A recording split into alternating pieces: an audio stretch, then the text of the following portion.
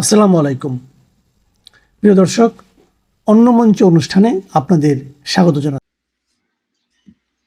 আজকের ব্যানার এবং হেডলাইন দেখে আপনারা নিশ্চয়ই বুঝতে পারছেন আমাদের আলোচনার বিষয়বস্তু রাষ্ট্রপতির পদত্যাগ, সামনে কি সামরিক শাসন আসছে কিনা এই বিষয়টা নিয়ে কথা বলবো। এছাড়াও বাংলাদেশে অনেক কিছু ঘটছে, আজকে কিছুক্ষণ আগেও বিশাল বিশাল ঘটনা ঘটেছে, সেগুলো স্যারকে আগেই জিজ্ঞেস করব। তো চলুন আগে ওনার কাছে যাওয়া যায়। এখন আজকে যখন আমি এই মুহূর্তে আপনার সাথে কথা বলছি, এখানে সিআইএ এজেন্টস আর হিয়ার ইন দিস কান্ট্রি।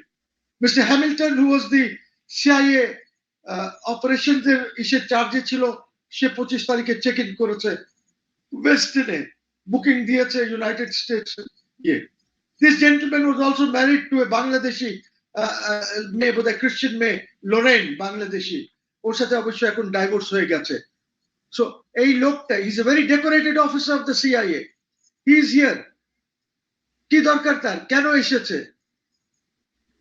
ওর কি দরকার আছে এখানে? মেবি দে উইল সে যে সার্জিও গোর আসতেছে এই জন্য এসেছে, but he is a retired officer. So he has come here as a special agent to do some ইয়ে। এই গভর্নমেন্টকে তো বোঝা উচিত যে এই গভর্নমেন্টকেও তো তারা হয়তো কনস্পিরেসি করে ফেলে দেবে, বিকজ আপনার এখানে তো কনস্পিরেটর রেখেছেন আপনি ক্যাবিনেটের মধ্যে খলিলুর রহমানকে। খলিলুর রহমান তো বরং হতাশ, আর ইউনুস তো লাগাই আছে যে কিভাবে ক্ষমতায়। আবার এইটা প্রচার হচ্ছে যে ইউনুস কি রাষ্ট্রপতি হচ্ছে। করেন ইউনুসকে রাষ্ট্রপতি, দেন দেশকে ধ্বংস করে, দেন স্বাধীনতা শেষ করে দেশে। মানে I just don't understand what is happening. I mean, you must govern. The prime minister must govern. উনার টিম ঠিক করতে হবে। He does not have a team. এক একটা মন্ত্রণালয় বসিয়ে দিয়েছেন adviser, special assistant and what not. He is following, he is doing the same line as Yunus, যে এক একটা মন্ত্রণালয় 3টা 4টা করে লোক আছে এখানে বসা। যেটা ক্যাবিনেট সেক্রেটারি নর্মালি আমরা দেখেছি, বিকজ ক্যাবিনেট সেক্রেটারি তো থাকে ক্যাবিনেট মিটিংস গুলিতে। ক্যাবিনেট মিটিংস হবে, ক্যাবিনেট সেক্রেটারি এসে ব্রিফ করবে না, ওইখানে জাহিদ করে, যার যা ইচ্ছা সে ইয়ে করতেছে। Those who are not there in the cabinet meetings. You see, এই দেশ তো একটা ঠাট্টার জায়গা হয়ে গেছে।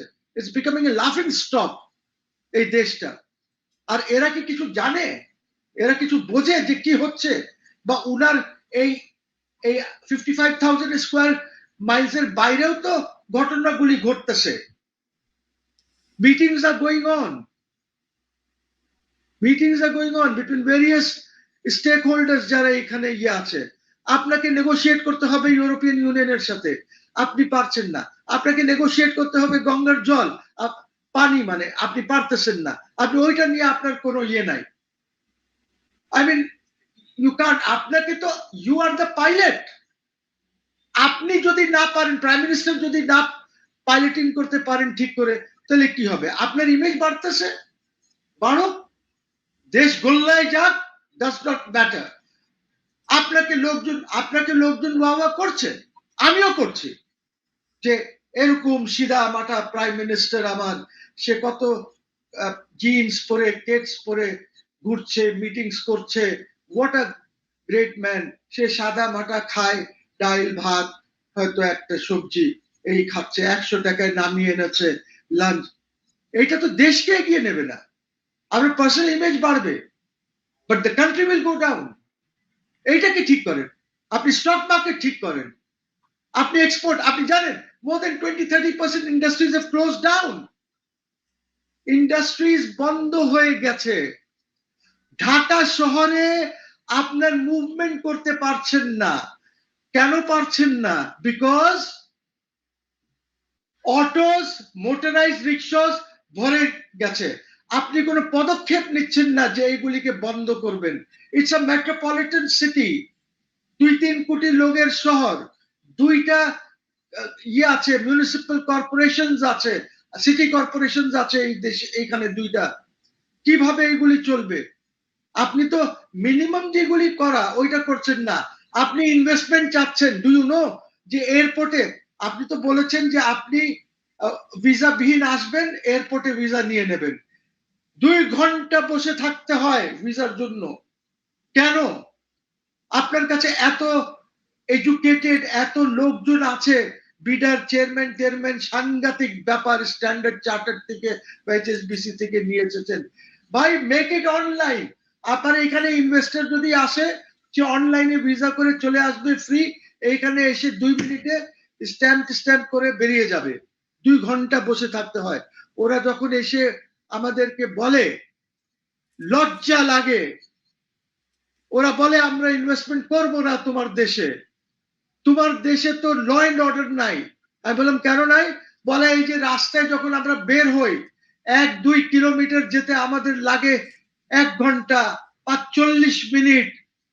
আর তো এরকম আমরা কোনো সিটি দেখি নাই যেখানে এত সময় লাগে। এক সময় ব্যাংককে তারা বলে যে ব্যাংককে লাগতো, বাট ব্যাংককে এখন লাগে না। সো ওরা তো ইনফ্রাস্ট্রাকচার বিল্ড করেছে, আপনি তো এদিকে আপনার ইয়ে করা উচিত, কনসেন্ট্রেট অন দিস থিংস। সেটা না করলে মুশকিল হয়ে যাবে। Concentrate on the markets. জনগণ 100 টাকা 150 টাকা করে যদি সবজি খায় কিভাবে হবে? So we are in a very bad shape. আপনার এখানে কোনো ইনভেস্টমেন্ট আসবে না, ইভেন লোকাল ইনভেস্টমেন্ট আসবে না। আপনি এই কয়েকদিনের মধ্যে 1-1.5 মাসের মধ্যে আপনি মোর দেন 9,000 কোটি টাকা আপনি ব্যাংক থেকে নিয়ে গেছেন সরকার চালানোর জন্য। আপনি এই টাকাটা নিয়ে গেলে আপনার ব্যাংকে তো টাকা নাই, মোস্ট অফ দ্য ব্যাংকস গুলি তো আপনার দেওয়ালিয়া। আপনি ব্যবসায়ীরা কি করবে? যারা ব্যবসা করে ওদের জন্য যে ক্রেডিট দরকার, যারা ইন্ডাস্ট্রি চালায় ওদের ক্রেডিট দরকার, ওদেরকে তো আপনি ক্রেডিট দিতে পারবেন না, বিকজ আপনি নিয়ে যাচ্ছেন সরকার চালানোর জন্য টাকা। এইটার উপরে আপনি কনসেন্ট্রেট করেন যে এইটা কিভাবে করব। জুডিশিয়ারিকে আপনি ইন্ডিপেন্ডেন্ট করার চেষ্টা করেন, ওইখানে কোথায় প্রবলেম আছে। আগে জুডিশিয়ারি কিভাবে চলতো 30 বছর আগে, 40 বছর আগে, 50 বছর আগে ইন্ডিপেন্ডেন্ট এখনকার চাইতে অনেক বেশি, এই মাসদার ফাসদারের চেয়ে অনেক বেশি ছিল। আপনি তো চান না মনে হয় ইন্ডিপেন্ডেন্ট জুডিশিয়ারি, যার জন্য সচিবালয় করেন নাই। Concentrate on these things, concentrate on good governance, work for the people, not for yourself, not for your image, work for the image of the country. আজকে সোলেমান তো বলছে যে ফ্যাসিস্টের সময় তো যে ডেভেলপমেন্ট হয়েছে, যে ধরনের, ওরকম ফ্যাসিস্ট যদি থাকে তাহলে that is better then this governments. Something like this. সোলেমানেরটা দেখেন, ওর কন্টেন্টটা আজকের দেখেন, সে কি বলেছে। আপনার কাছে না থাকলে আমি পাঠিয়ে দেব, কোনো অসুবিধা নাই। স্যার এখন এই যে থার্ড টার্মিনাল, আমাদের থার্ড টার্মিনাল আমরা এতদিন শুনেছি যে জাপানকে দিয়ে দেওয়া আছে, জাপান ইয়ে করবে, এখন আবার আমেরিকা চাচ্ছে, কি করবে বাংলাদেশ? আরে বাবা, দেশটাকে দিয়ে দেন না আমেরিকাকে, আর প্রাইম মিনিস্টার গভর্নর হয়ে যাক না, এটা একটা প্রদেশ হয়ে যাক আমেরিকার। অ্যাটলিস্ট আমরা ইউএস পাসপোর্ট পাবো, পৃথিবীতে অনেক দেশে ভ্রমণ করতে পারবো ভিসা ছাড়া। দরকার কি আছে আপনার? দিয়ে দেন, become a governor, make it a state. কত 52nd বা 53rd স্টেট বানা দেন দেশটাকে, যদি সবকিছু আমেরিকাকেই করতে হয়। এক সময় গালাগালি আমরা করেছি সবাই মিলে যে শেখ হাসিনা ইন্ডিয়াকে দিয়ে দিয়েছে, but she was a much better. কেউ তো দেখাতে পারে নাই যে ইন্ডিয়াকে সব দিয়ে দিয়েছে। উনি হয়তো ওনার বক্তৃতায় বলেছেন যে আমি ইন্ডিয়াকে যা দিয়েছি জীবনভর তারা মনে রাখবে। Maybe this is what he said, because political speeches তো এই ধরনের হয়, এটা কোনো অন্যায় না। কিন্তু ইন্ডিয়াকে দেশ বিক্রি করে দিয়েছে এটা তো কোথাও পাই নাই আমরা, কিন্তু এখন আমরা পেয়েছি যে ইউনুস দেশ বিক্রি করে দিয়েছে আমেরিকার কাছে, এন্ড এই গভর্নমেন্ট ওইটা নিয়েই এগোচ্ছে। স্যার আমরা এতদিন মিডিল ইস্ট থেকে গ্যাস আনতাম, এলএনজিটা আমদানি তো মিডিল ইস্ট থেকে, ওপেন মার্কেট থেকে বিটিং এর মাধ্যমে। এখন আমরা কেন 50% বাড়তি দিয়ে আমেরিকা থেকে? ট্রান্সপোর্ট কষ্ট তো বেড়ে যাবে। সবকিছুই বাড়বে, সবকিছু, আপনার প্রাইসিংটা বাড়বে, আপনার ট্রান্সপোর্টেশনটা বাড়বে, তারপরে আপনার ওদের ইচ্ছা হলে মাঝ পথ থেকে চলে যাবে যদি ওরা আপনার উপরে রাগ করে, বলে stop, turn around and go to অমুক জায়গায় দিয়ে আসো, ওইটা বাংলাদেশকে দেওয়ার দরকার নাই। সো আপনি তো ওদিকে যাচ্ছেন, আপনি তো দাসত্বের মধ্যে চলে গেছেন। ইন্ডিয়ার দাসত্বে তো আমরা ছিলাম না, এটলিস্ট শেখ হাসিনার সময় তো আমরা দাসত্বের মধ্যে ছিলাম না। অথচ আমরা কত চিৎকার করেছি, আমিও করেছি যে ইন্ডিয়ার দাসত্বতে চলে গেছি। আমাদের একটা এগ্রিমেন্ট দেখাতে পারে নাই যে শেখ হাসিনা যেটা ইন্ডিয়ার সাথে করেছে। শেখ হাসিনা তো সরকারে ছিল না, ফরেন অফিস কি দেখাতে পেরেছে একটাও এগ্রিমেন্ট? দেখাতে পারে নাই তো। এই আসিফ নজরুল দেখাতে পেরেছে একটাও এগ্রিমেন্ট? 26 লাখ ইন্ডিয়ানস আছে, আমরাও বলেছি যে ওদেরকে সরিয়ে দাও, কিন্তু কই 26 লাখ দেখি না তো, চোখে পড়ে না তো।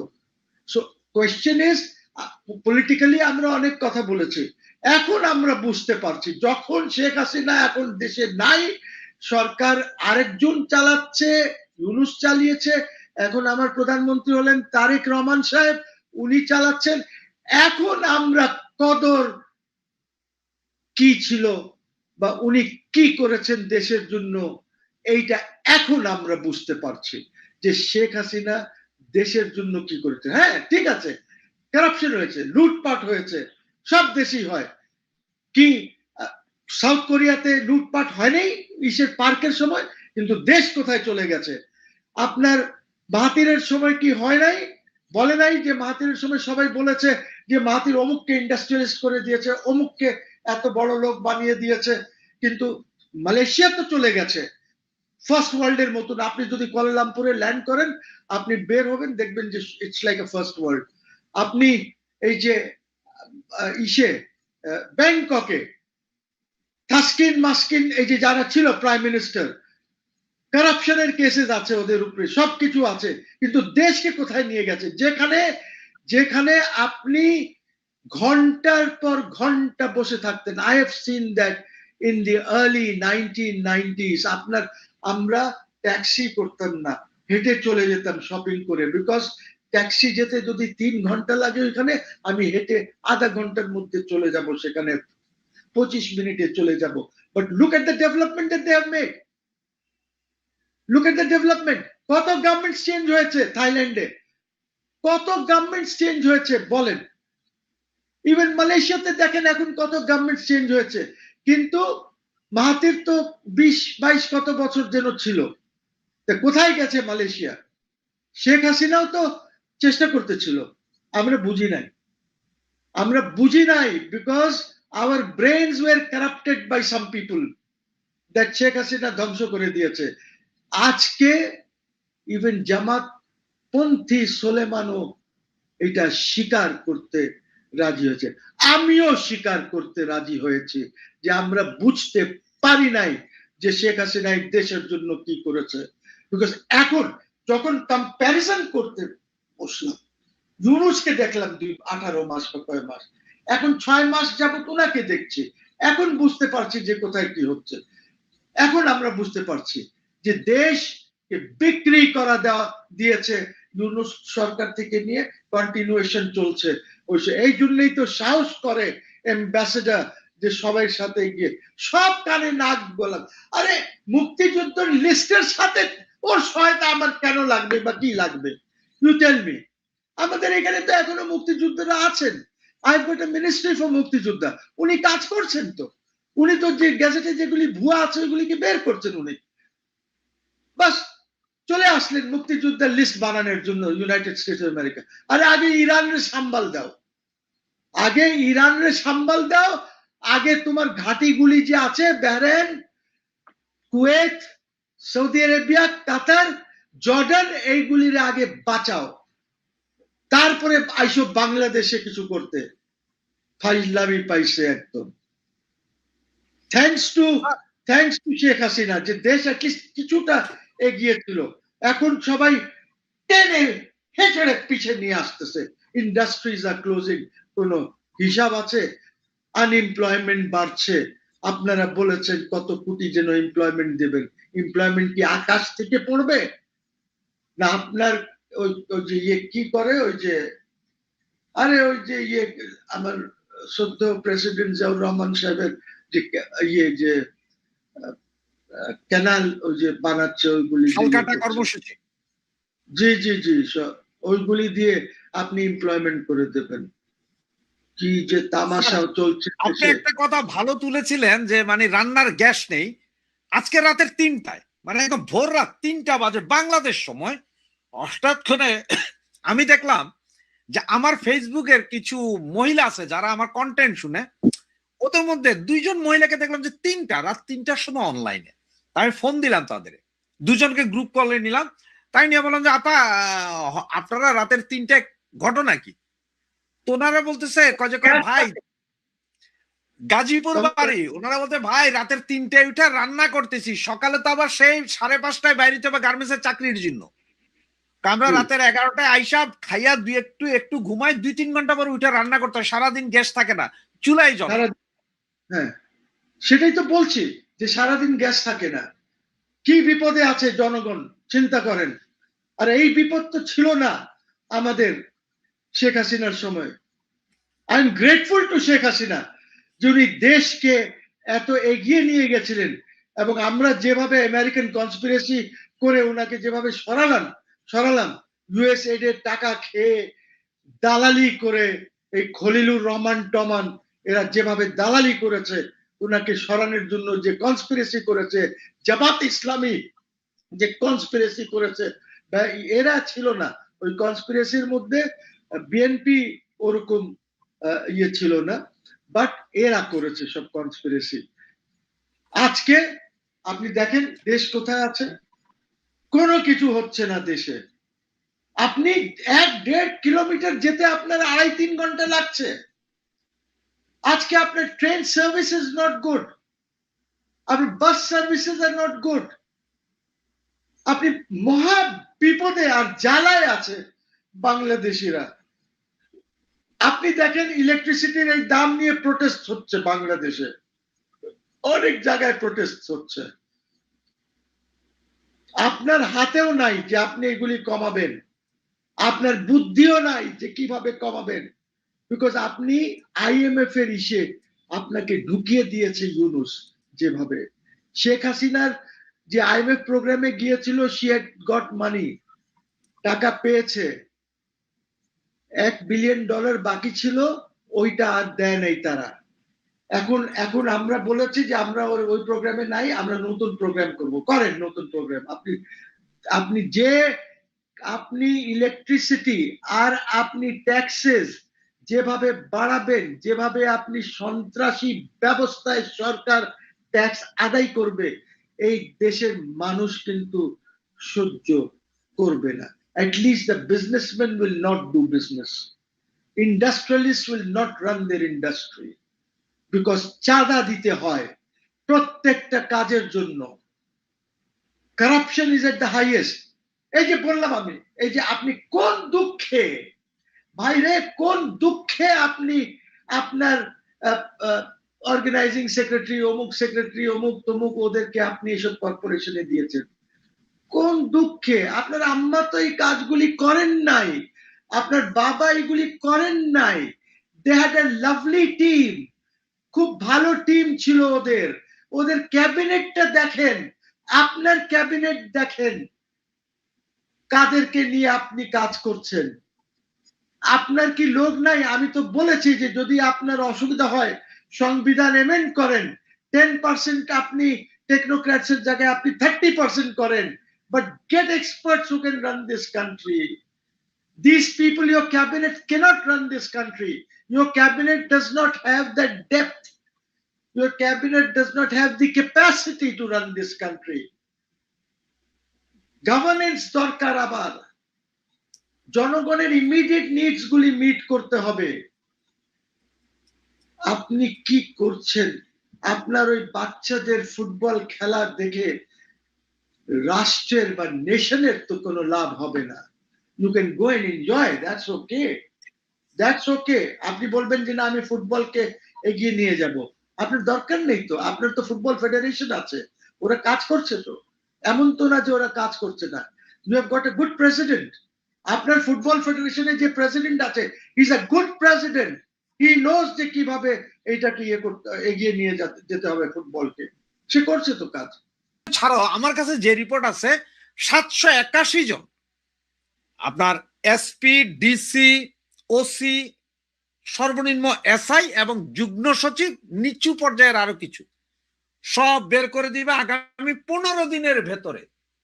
স্যার 15 দিনের ভেতরে সব বের করে দিবেন, আমার কোনো সমস্যা নাই, ওকে, ওয়েল এন্ড গুড। কিন্তু আমাদেরকে এই ধরনের কর্মকর্তাকে আমরা অলরেডি তৈরি করতে পেরেছি যে এদের বের করে দিয়ে আমরা আবার নতুন কর্মকর্তা আনলে সে সেম সার্ভিসটা দিতে পারবে? না না, শুনেন, আপনার তো অসুবিধা নেই, আপনি বিদেশে থাকেন, আমাদের তো অসুবিধা আছে, আমরা তো দেশে থাকি, বিকজ ওরা তো পারবে না।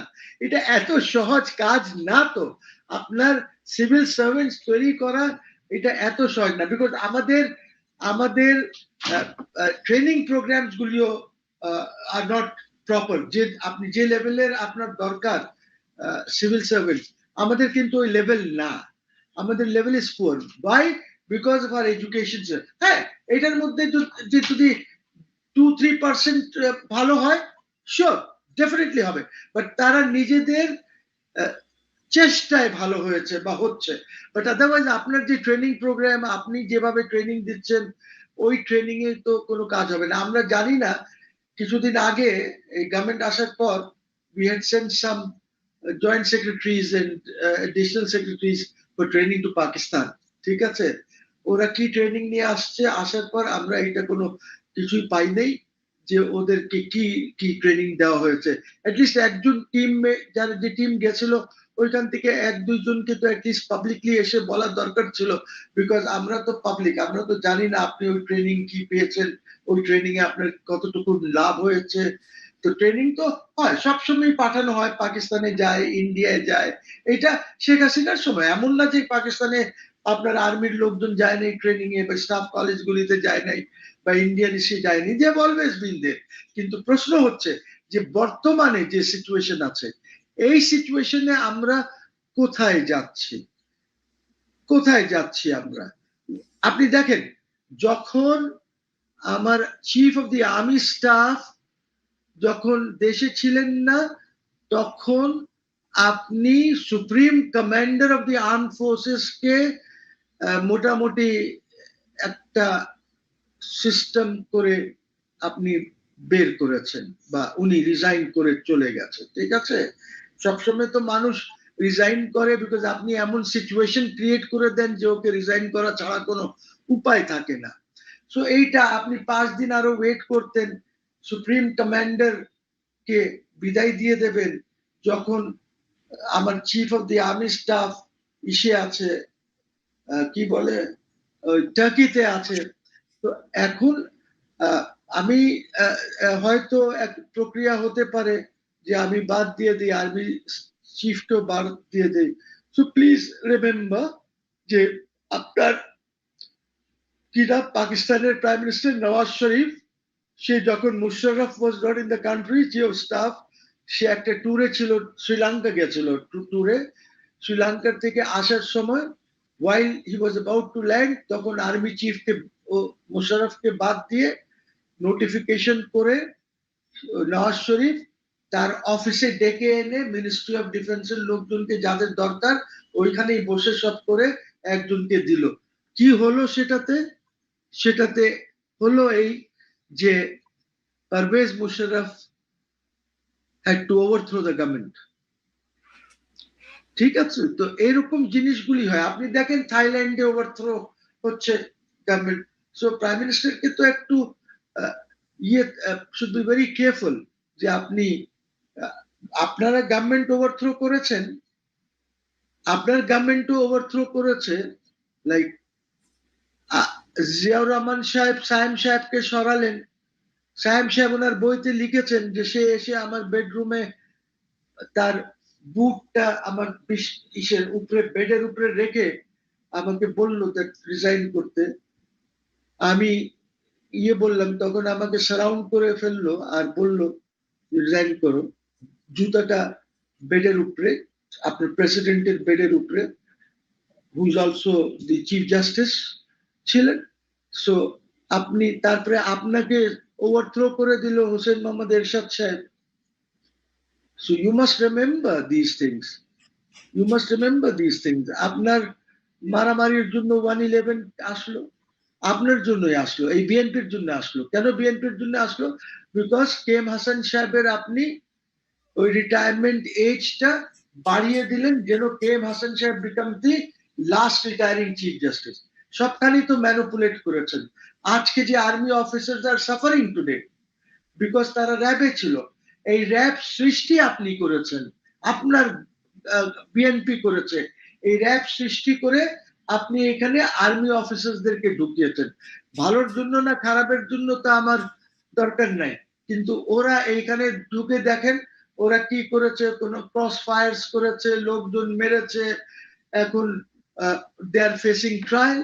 ওরা তো নিজে আসে নাই এইখানে সার্ভ করতে, দে ওয়ার সেকেন্ডেড, বিকজ আপনি ওইভাবেই করেছেন যে লেফটেন্যান্ট কর্নেল এসে উইল বি দি ডেপুটি এবং অপারেশনস এর হেড আর্মির লোক হবে অমুক, কিন্তু তো আপনি করেছেন, you are continue with that. তো এখন ধরেন আরেকটা গভর্নমেন্ট আসলে সে বলবে কন্টিনিউ করো, ধরে নিয়ে আসো এইগুলি তো। সো ওই বেচারাদের কি দোষ, আর্মি অফিসার্স, বিকজ আপনি জানেন আর্মি ওয়ার্কস অন কমান্ড। আজকে যদি আপনি একটা আর্মি অফিসারকে বলেন আগুন জ্বলছে, বলেন এটার মধ্যে ঝাঁপায় পড়ো, সে ঝাঁপায় পড়বে, because that is their training. when your commander says do it, ওদের ট্রেনিং তো, ওরা তো রিবেল করতে পারবে না, বিদ্রোহ তো করতে পারবেন না, বিদ্রোহ করলে তো বিদ্রোহ। সো ওদেরকে তো ওদের এখন এই বেচারারা দেখেন কমিশন নিয়েছে, কত কষ্ট করেছে, ওদের ফ্যামিলিজ কষ্ট করেছে, ওদের বিরুদ্ধে এখন মামলা হচ্ছে, বিকজ ওদেরকে দিয়ে government, whether it is the Awami League government or the BNP government, আপনারা ওদেরকে দিয়ে এইসব কাজ করিয়েছেন। So this poor chaps are suffering. The state has spend অনেক টাকা খরচ করে একটা কমিশনড অফিসারকে বের করার জন্য, অনেক টাকা খরচ হয়, এত সোজা না। এই যে কমিশন পায় যারা, অনেক খাটতে হয়, পড়াশোনা করতে হয়।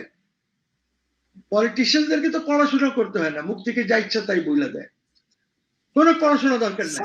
আর পার্টিকুলারলি বাংলাদেশের পলিটিশিয়ানদের কোনো পড়াশোনা দরকার নাই। আপনি তো ইন্ডিয়ান পলিটিশিয়ানরা বা পাকিস্তানি পলিটিশিয়ানরা তো তাও বলতে পারবে, নেপালিজ পলিটিশিয়ানরা, শ্রীলঙ্কান পলিটিশিয়ানরা, যে আচ্ছা ওই কেসে সুপ্রিম কোর্ট এই কথা বলেছে, তাহলে আমাকে এইটা করা উচিত না। আপনার এখানে কোন bureaucrat, not a single bureaucrat knows what is going on in the judiciary. ওকে যখন আপনি বলবেন যে আপনাকে তো এই কথা বলে, আমি তো জানি না, আপনার ডিএজি এজি সবাই ওইখানে বসে আছে, আপনি বললেন যে জানি না।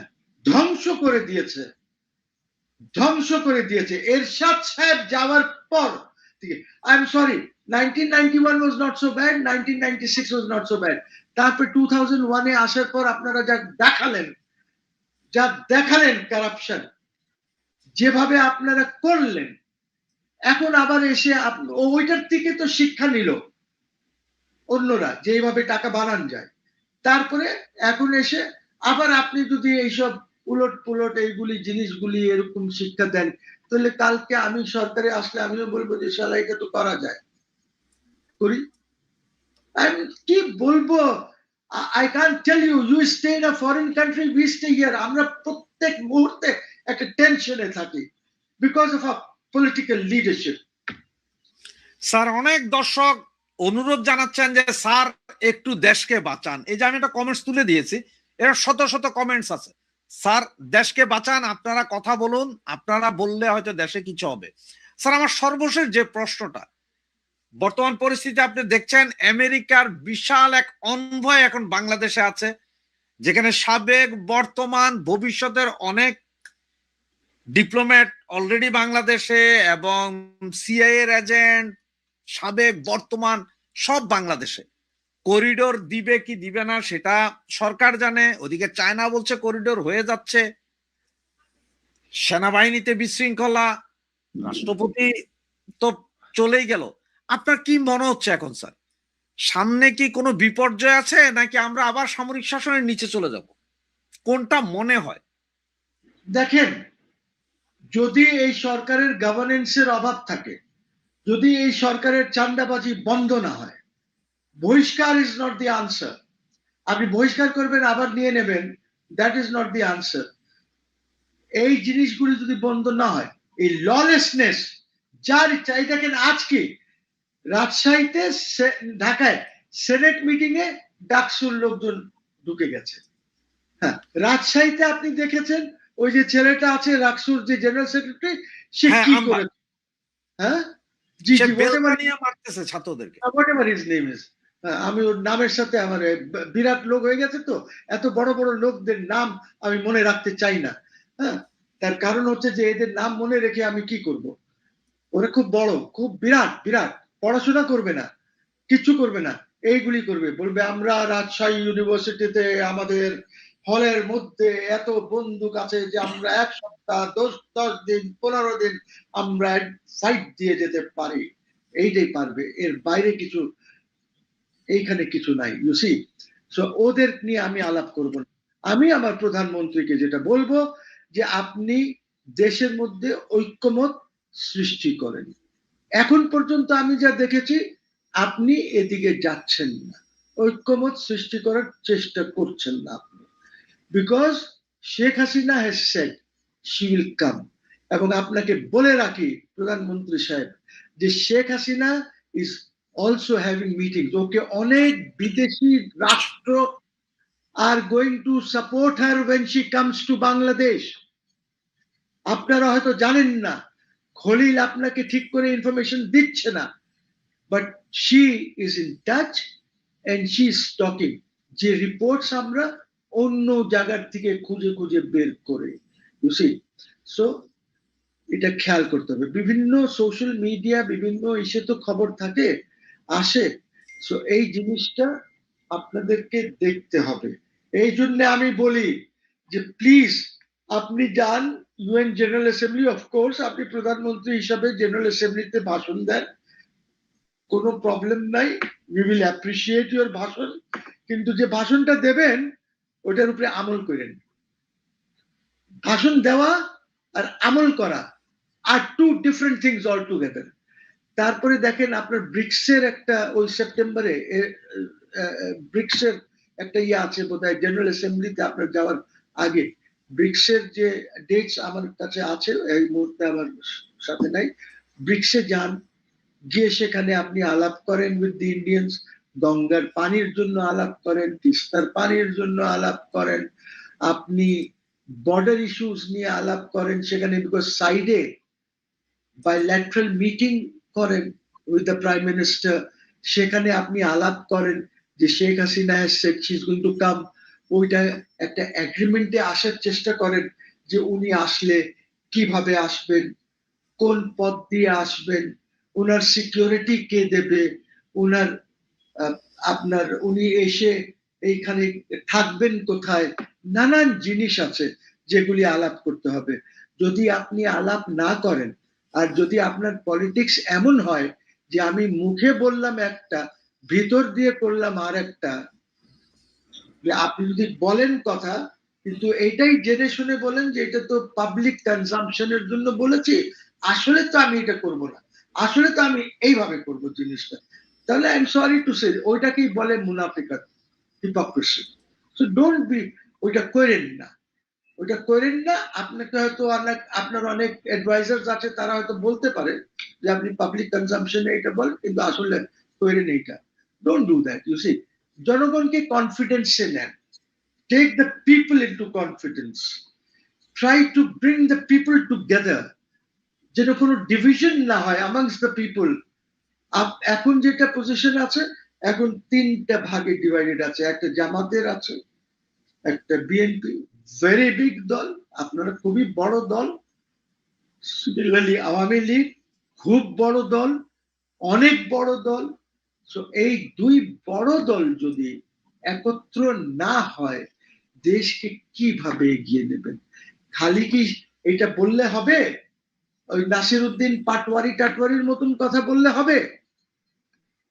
নো, ম্যাচিউরিটি আনেন, গভর্নেন্সে ম্যাচিউরিটি আনেন, আপনার জিও পলিটিক্যাল সিচুয়েশনটা বোঝেন যে কি আছে, ওইভাবে চলেন। নাইলে আপনার এই যে টাকা আসে না বাইরের থেকে রেমিটেন্স, হ্যাঁ, আপনার লোক তো নেবে না, বিকজ বাংলাদেশের এই এই এই রাজনীতির জন্য এই গত 3-4 বছরে এত খারাপ হয়ে গেছে বাংলাদেশের ইমেজ, যে Bangladeshis are very violent people. ওরাও তো সব দেখছে আপনার সোশ্যাল মিডিয়ায় কিভাবে পিটাচ্ছেন, কিভাবে মারছেন, তারেককে তুলে নিয়ে যাচ্ছে, সব ঘটনা তো দেখছে, সব ঘটনা তো রিপোর্ট করে তাদের দেশে। এই জন্য তাদের দেশ মনে করছে যে Bangladesh is a very violent, the people are very violent, এবং গালাগালি করে, ওদের সাথে কথা বলা যায় না। এই ইমেজটা নিয়ে কি আপনি মনে করেন যে আপনার লোকজনকে নেবে, যেখানে পাকিস্তান ওয়েস্ট এশিয়ার মধ্যে তার পাটা জমিয়ে ফেলতেছে, নিলে ওদের লোক নেবে? আপনার লোক কোন দুঃখে নেবে? আপনার লোক জানে কি? কিছুই জানে না। ওরা যারা জানে বা ইসের জন্য তারা ফিলিপিন্স থেকে নেবে, তারা ইন্দোনেশিয়ার থেকে নেবে, তারা শ্রীলঙ্কার থেকে নেবে। আপনার থেকে নেবে কেন? গোলমাল করার জন্য? No, they will not. Then your remittances will go down, which is the only money that you have. Because garments এর যেটা আছে এটা কমে যাচ্ছে, হ্রাস পাচ্ছে। আর গার্মেন্টস এ তো দেখেন, আমরা তো পাবলিককে মনে করি বোকা, দে ইডিয়েটস। আপনি গার্মেন্টসে বলেন $40 বিলিয়ন আমরা আয় করি, $50 বিলিয়ন আমরা আয় করি, কিন্তু এইটা তো বলেন না যে $40 বিলিয়ন আর $50 বিলিয়ন মধ্যে 60% 70% ওটার এগেইনস্টে আপনি ইম্পোর্ট করছেন। অর্থাৎ আমি এটা আয় করলাম বিক্রি করে, ওইখান থেকে আমার 60 to 70% চলে যাচ্ছে। আপনি যে টাকাটা আপনি গার্মেন্ট ইন্ডাস্ট্রিজকে বিএনপি করে নাই, আওয়ামী লীগ করেছে, সেটা হলো যে আপনাকে যে 7.5% আপনি বলেছেন যে আপনি বিদেশে টাকা রাখতে পারবেন, retention 7.5%, people are retaining that. বন্ধ করেন এইগুলো, বন্ধ করেন, এইটা বন্ধ করেন যে কোনো রিটেনশন হবে না। প্রত্যেকটা penny must come back to Bangladesh. আমাদের আর্থিক অবস্থা খুবই খারাপ। যখন শেখ হাসিনা করেছিল আর্থিক অবস্থা এত খারাপ ছিল না। সো ওদেরকে ইনসেন্টিভ দেওয়ার জন্য উনি এটা করেছেন। I am not saying that she was wrong, she was correct, because আর্থিক অবস্থা ভালো ছিল, আমার গার্মেন্ট এক্সপোর্ট হচ্ছিল। এই মুহূর্তে তো তা হচ্ছে না। You are able to do it. So চিন্তা করেন, যেখানে কনসেন্ট্রেট করেন ওইখানে, নাহলে তো আপনি পারবেন না। আপনার যদি আজকে 20-30% ইন্ডাস্ট্রি যদি বন্ধ হয়ে যায়, আপনি কি করবেন? আপনি কোথা থেকে টাকা আনবেন? কত টাকা ছাপাবেন আপনি বলেন? ইনফ্লেশন কোথায় যাবে আপনি টাকা ছাপালে? আপনি পেমেন্ট করবেন কেমনে? এই যে ক্লিয়ারিং হাউসকে যেগুলি ইম্পোর্ট করছেন, আপনি পেমেন্ট করবেন কিভাবে? আপনি বিদেশি কন্ট্রাক্টরসদেরকে আপনি পেমেন্ট করবেন কিভাবে? যে লোনস গুলি আমাদের উপরে আছে, এই কথা বললে তো হবে না যে শেখ হাসিনা লোন নিয়েছে। No, she took it for the country, she spend it. আপনার পদ্মা ব্রিজ করেছে, অনেক টাকা লাগে তো, ঠিক আছে, লুটপাট হয়েছে, পদ্মা ব্রিজও তো হয়েছে। আপনার এক্সপ্রেসওয়ে করছে, ঠিক আছে, লুটপাট হয়েছে, বাট এক্সপ্রেসওয়ে তো হয়েছে, ঠিক আছে। রেলওয়ে লাইন করেছে কক্সবাজার পর্যন্ত, লুটপাট হয়েছে, ধরেই নিচ্ছি সব, বাট রেলওয়ে লাইনও তো হয়েছে। ভবিষ্যতে তো এইগুলি সব আমাদেরকে ফায়দা দেবে। So please don't think about that. আপনিও লুটপাট করেন, অসুবিধার কি আছে? করেন না, কিন্তু জনগণকে ডেভেলপমেন্ট দেন, ইনফ্রাস্ট্রাকচার বাড়ান, বিদেশি ইনভেস্টমেন্ট নিয়ে আসেন। Do that, I don't mind, at least Mohsin Rashid does not mind. কিন্তু সাথে তো এটাও করবেন তো, শেখ হাসিনা তো করেছে, অনেক টাকা লুট হয়ে গেছে, অনেক ব্যাংক দিয়েছে, কমিয়ে দেন। দু একটা ভালো ব্যাংক যদি পারেন করেন, জয়েন্ট ভেঞ্চারে ব্যাংকের লাইসেন্স দেন, বিগ ভেরি বিগ ব্যাংকস। তখন ব্যাংক অফ আমেরিকাকে বলেন যে ভাই, মোহসিন রশিদের সাথে, রাশেদের সাথে, অমুকের সাথে একটা জয়েন্ট ভেঞ্চারে এখানে একটা ব্যাংক করে দাও। এদিকে দৌড় দেন, যেন আমাদেরকে অ্যাড কমিশন না দিতে হয় এলসির উপরে। আপনি জানেন কত ক্ষতি হচ্ছে? খেয়াল আছে আপনার? So there are lots of issues you have to address. খালি হাসিনার উপরে দোষ দিলে হবে না। Yes, she did bad things, she also did good things, very good things, যেগুলি জনগণের কাজে লেগেছে। আপনিও করেন, আমি তো বলছি না, আপনি আগেও করেছেন, 2001-এর পরে যে গভর্নমেন্ট ছিল আপনি করেননি, বাট আপনি সেখানে ভালো কাজ করেছিলেন। কি কাজ করেছেন? যে আপনি সব টাকা বাইরে নেন নাই, আপনি টাকা বাংলাদেশে ইনভেস্ট করে 30, 32, 35টা ইন্ডাস্ট্রিজ করা হয়েছিল, যেখানে ইউ এর পার্টি টু ইট। না আমি ছিলেন কি ছিলেন না আমি জানি না, বাট ঠিক আছে করেন করেন। দেশ 35টা বা কয়টা ইন্ডাস্ট্রিজ যেগুলি ছিল ওইখানে তো এমপ্লয়মেন্ট জেনারেট করেছেন আপনি। You have generated revenue for the country. You did this in 2001 এ, চুরিও করেছেন। আমি তো বলছি না যে আপনি খালি চুরি করেছেন, না, কাজও করেছেন, এখনো করেন। But don't blame Sheikh Hasina যে লুটে চলে গেছে, অনেক কাজ করেছে। ওসব কাজগুলি যদি আপনার সাহস থাকে তাহলে ওই লিস্টটা পাবলিশ করেন যে সে কি কাজ করেছে, জনগণও দেখুক, যে জনগণ জানে যে কি কাজ হচ্ছে। আজকে আপনার গ্রাম ইউনিয়ন পর্যায়ে সবখানে পাকা রাস্তা হয়েছে, কে করেছে, কখন করেছে এইগুলি? আপনি আপনার গ্রামের বাড়িতে যেতে পারেন, পাকা রাস্তা, গাড়ি নিয়ে যেতে পারেন, হয়েছে না এগুলি? আপনি কি বলতে পারেন যে এগুলি হয় নাই? Law and order was better Sheikh হাসিনার সময়, যে কোনো ভাবেই হোক না কেন। চাঁদাবাজি এত ছিল না, ওই যে চাঁদা যেগুলি নিত ওইগুলি অনেক কম ছিল, এখন এগুলি 3 গুণ 4 গুণ হয়ে গেছে চাঁদা।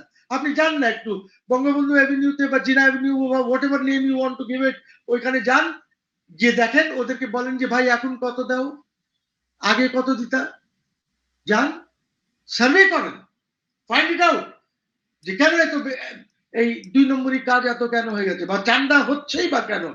আজকে আপনারা দেখান যে ফুটপাত থেকে আপনি দোকান তুলে দিচ্ছেন, ওই বেচারা গরিব মানুষের এটা আপনি পানির মধ্যে ফেলে দিচ্ছেন, ওর এই যে ঠেলা বা হোয়াট এভার তারা যে লাগায়। কেন বাবা, ওকে সুযোগ দেন, সে তার মাল তো অ্যাটলিস্ট নিয়ে চলে যাবে। আপনি ভেঙে দেন, আপনি বলেন এখানে বসতে দেব না, আমি এটার সাথে একমত, কিন্তু ওর লস করাবেন কেন? we have seen video clips, আপনি খালের মধ্যে ফেলে দিচ্ছেন ওর জিনিসপত্র।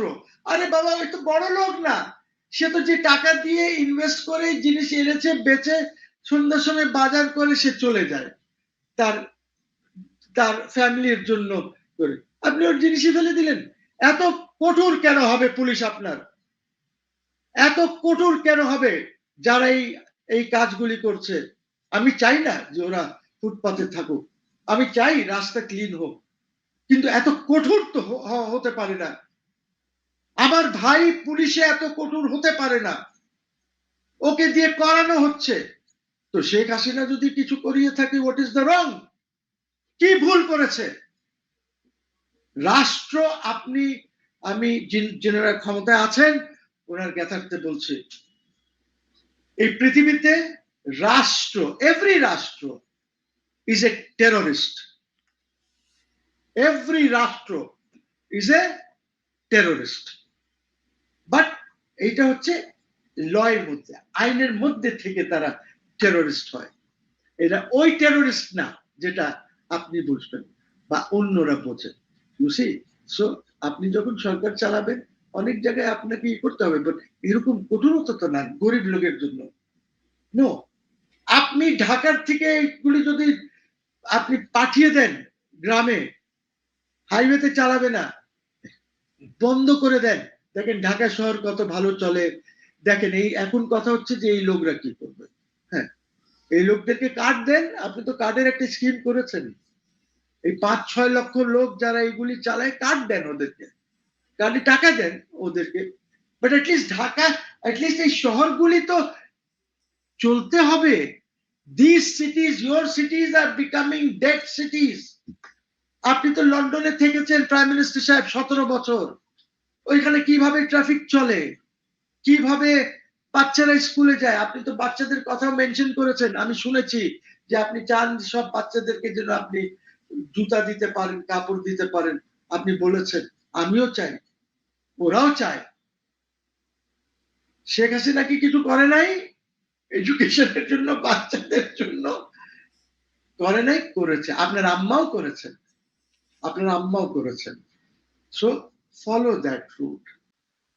আমার আমার আমার ভাবির পোলাদের দৌড়ানি দেখে করুণা প্রকাশ করতে ইচ্ছা হচ্ছে, আর ভাবির পোলা যে হুমকি দিল এটা শুনে বড়ই হাসি পাচ্ছে আমার। আমার ভাবির পোলারা তো এর আগে আরেক বড় ভাবির পোলা আছে না, ওই যে পেটকে, যে এটা নাহিদ ইসলাম নাকি, আমার যে ভাবির পোলার পেটটা পেটকের মতো হয়ে গেছে আর পশ্চাৎ দেশ ফুলে ময়মনসিংহে পাউরুটি হয়ে গেছে, ওই ভাবির পোলা আবার কি বলছিল মনে আছে তো, যে আওয়ামী লীগ বিএনপি একসাথে আসলেও নাকি তাদের সাথে পারবে না।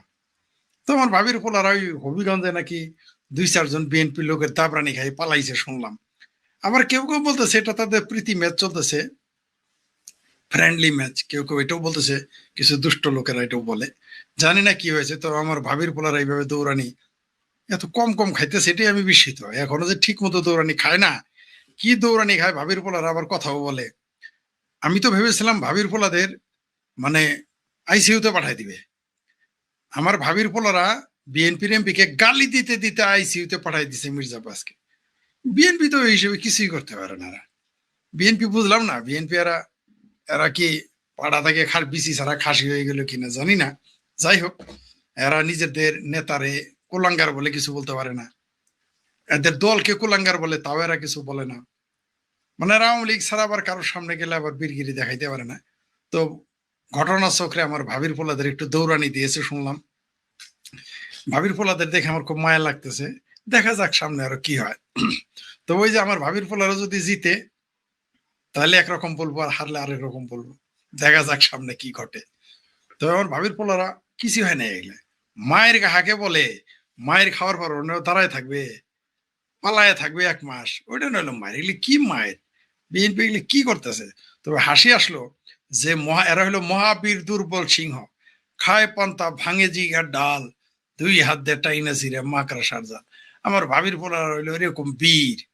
মনে আমি বলেছি তো, শুধু ওয়াকারকে আমার ভাবির পোলার মামু জলপাই রঙের মামুরা শুধু বেড়াকে ফিরে যাক, তারপরে দেখবেন আমার ভাবির পোলারা রাস্তা ঘাটে মাঠে ঘাটে হাটে মাঠে বন্দরে কিভাবে পাবলিকের উষ্টা কুইন্নে লাথি খায় আপনি দেখতে পারবেন।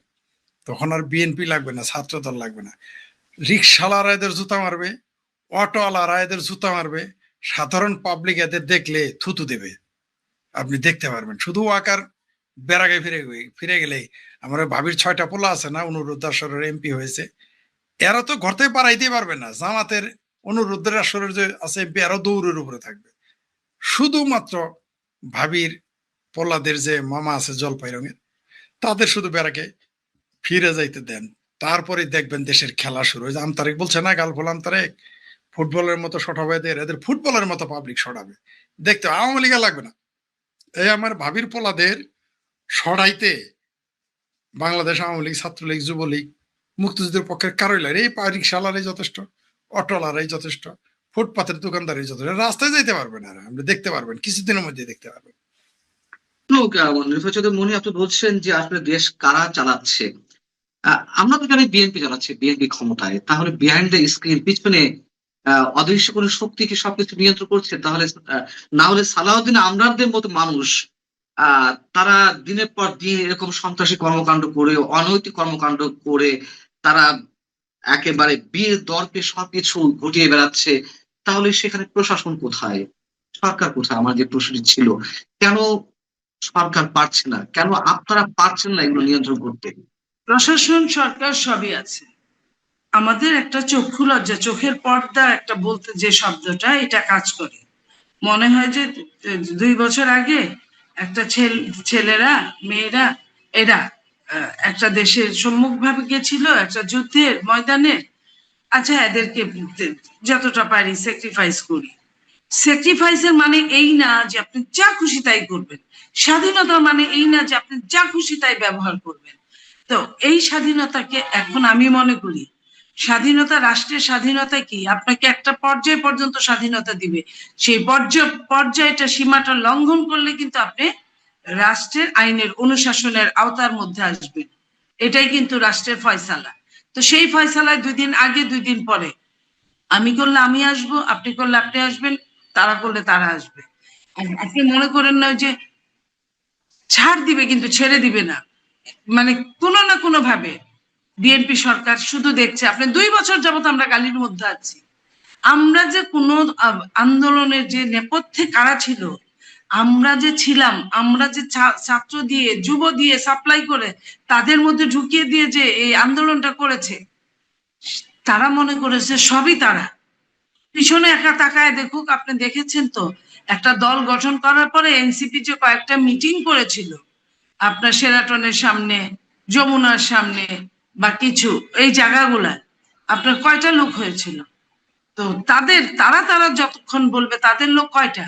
তাহলে আপনার মনে করেন হবিগঞ্জে এই ঘটনা ঘটার সময় তাদের লোক যদি বেশি থাকতো নিশ্চয়ই তারা ছেড়ে দিত না।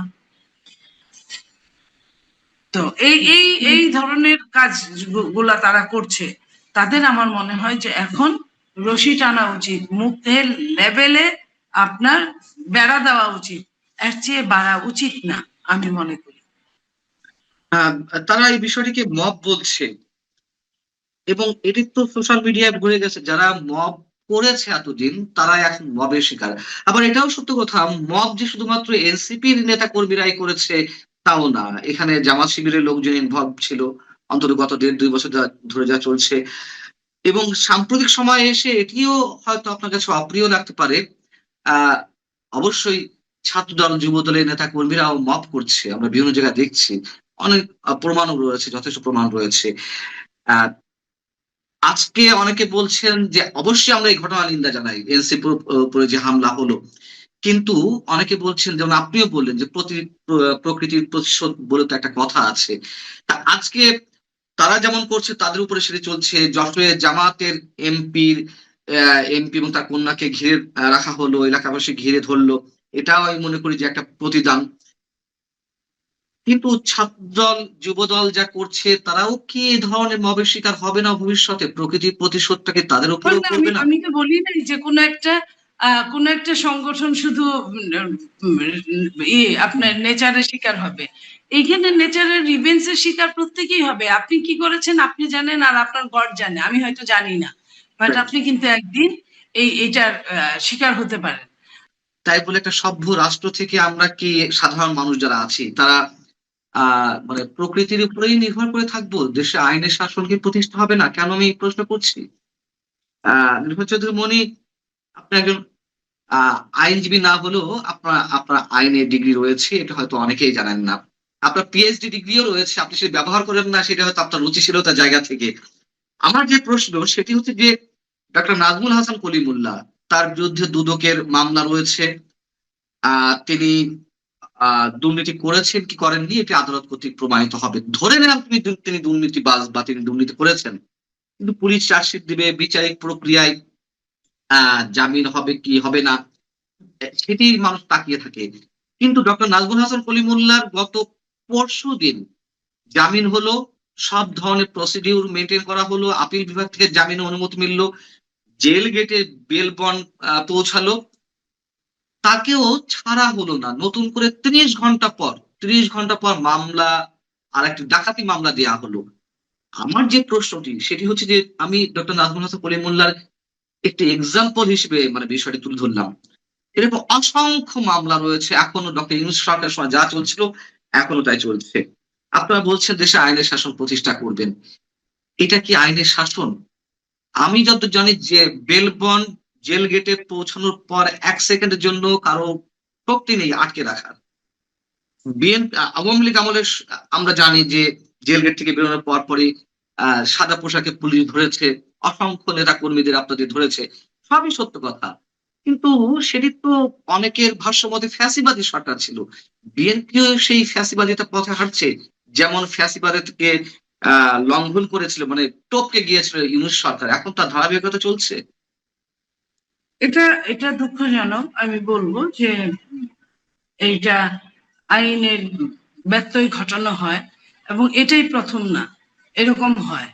আমি মনে করি যে বিএনপির এই ব্যাপারে সুদৃষ্টি দেওয়া উচিত, এবং বিএনপি কে যখন যে সরকার থাকে দেখবেন কিছু হালুয়া রুটি ভাগাভাগি করে খাওয়ার মতো লোক জুটে যায়।